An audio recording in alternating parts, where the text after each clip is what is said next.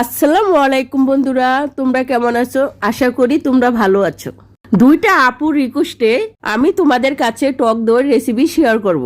তোমরা অনেকেই আছো ঠিক মতন টক দই বসাইতে পারো না। আমার রেসিপিটি সম্পূর্ণ দেখবে। আমি এখানে অনেকগুলো টিপস দিব, সম্পূর্ণ যদি না দেখো মিস করবে। কথা না বেরিয়ে চলে যায় মূল রেসিপিতে।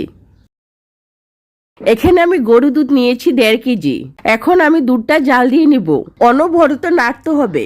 ভালো করে দুধটা জাল দিয়ে 250 গ্রামের মতন কমিয়ে নিব। যত দুধটা ঘন হবে তখনই ঠিকভাবে দইটা বসবে। অনবরত নাড়তে হবে, থামা যাবে না, নয়তো দুধটা নিচে লেগে যাবে। তোমরা যেমন টক দই তৈরি করবে তেমন দুধের পরিমাণটা বাড়িয়ে কমিয়ে নিতে পারো। অনেকে দুধটা ফুটে উঠলে গ্যাস অফ করে দেয়, সেইটা করলে চলবে না। আমার সবগুলো টিপস ঠিকভাবে ফলো করো। দুধটা এখন গ্যাস অফ করে দিব। চলে যাই দই বানানোর বীজের কাছে।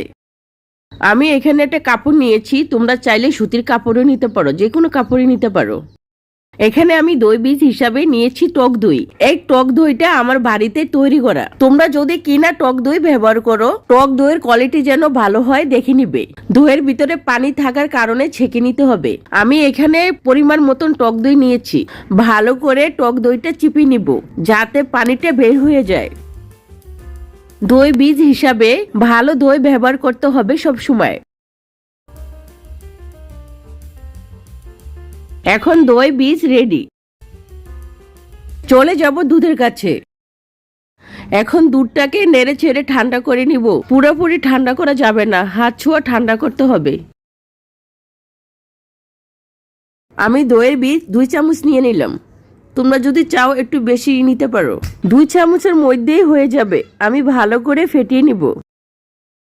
আমার ফাটানো হয়ে গেল। যে দুধ আমি 250 গ্রাম কমিয়ে ঘন করে নিয়েছিলাম সবটুকু দিয়ে দিলাম। ফেটানো দইয়ের সাথে আমি ঘন করা দুধগুলো মিশিয়ে নিব। আমি একটা মাটির পাত্র নিয়েছি। আমি 1 চামচ ফেটানো দই নিয়ে ভালো করে চামচের সাহায্যে মেখে নিব। মাটির পাত্র বা প্লাস্টিকের কাপে তোমরা দইটি বসাইতে পারো। যদি এরকম কোনোটাই না থাকে তোমরা কাচের বাটিতে বসাইতে পারো, যে কোনো বাটিতে বসাইতে পারো। খবরের কাগজ দিয়ে এভাবে পেঁচিয়ে নিব।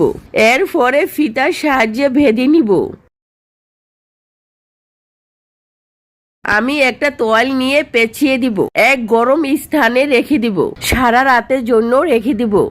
ফিরে আসলাম এর পর দিন সকালে। এখন আমি ফিতাটা খুলে নিব।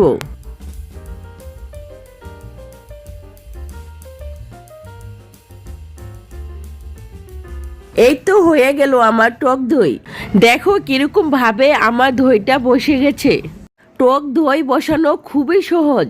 আমার টিপস গুলো ফলো করলে ঠিক এরকম ভাবেই তোমরা খুব সহজে ঘরে এভাবে টক দই বসাইতে পারবে। দোকানে চড়া দামে না কিনে এইভাবে টক দই বানাইতে পারো। তোমরা কাছ থেকে দেখো আমার দইটা দোকানে দইয়ের মতনই হয়েছে। এইভাবে টক দইটা বাড়িতে তৈরি করো। তোমাদের ফিডব্যাকটা আমার কমেন্টে জানাইও। দইটি একটা বক্সে সংরক্ষণ করে রেখে দিতে পারো। সামনে কোরবানি ঈদ আসতেছে।